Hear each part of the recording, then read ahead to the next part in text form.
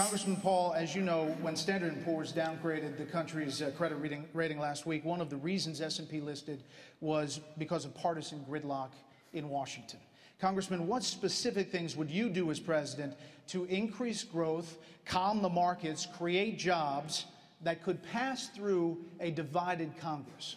Well, they didn't downgrade it mainly because they couldn't come to a conclusion. They couldn't come to a conclusion because they didn't know what was going on. The country's bankrupt and nobody wanted to admit it. And when you're bankrupt, you can't keep spending. And all these proposed cuts weren't cuts at all. What you have to do is restore sound money. You have to understand why you have a business cycle, why you have booms and busts. If you don't do that, there's no way you can solve these problems. And the booms and busts comes from a failed monetary system. The interest rates that are way lower than they should be encourages malinvestment and debt.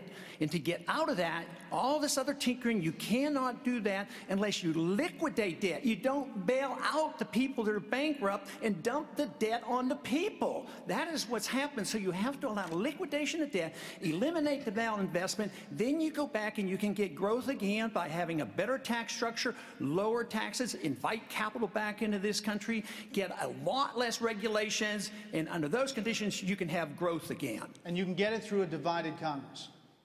Well, the divided Congress will exist for a long time to come.